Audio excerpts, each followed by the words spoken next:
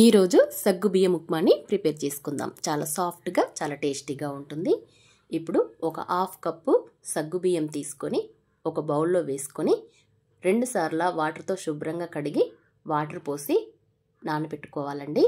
ఇప్పుడు వీటిని శుభ్రంగా కడిగి వాటర్ పోసుకున్నాను. ఒక 4 అవర్స్ పాటు నానబెట్టుకుంటే సరిపోతుంది. 4 అవర్స్ తర్వాత చూద్దామండి. ఇప్పుడు సగ్గుబియ్యం మెత్తగా నానిపోయాయండి, చూడండి. 4 అవర్స్ తర్వాత ఇప్పుడు మనం పోపు ప్రిపేర్ చేసుకుందాం. కడాయిలో ఆయిల్ వేసుకొని ఆవాలు, జీలకర్ర, పచ్చిమిర్చి, కరివేపాకు వేసుకొని అలాగే ఆనియన్ కూడా వేసుకొని వేంపుకోవాలి. ఇవి కాస్త వేగిన తర్వాత దీంట్లో తగినంత సాల్ట్ అలాగే కొద్దిగా పసుపు వేసుకుందాం. ఇదంతా ఒకసారి బాగా కలుపుకొని ఇప్పుడు దీంట్లో ముందుగా నానబెట్టిన సగ్గుబియ్యాన్ని కూడా వేసుకుందాం. ఇలా వేసుకొని ఒకసారి బాగా కలిపేసుకున్న తర్వాత మూత పెట్టి ఒక 2 నిమిషాలు ఉడికించుకోవాలి. ఇప్పుడు మూత పెట్టేసుకుందాం.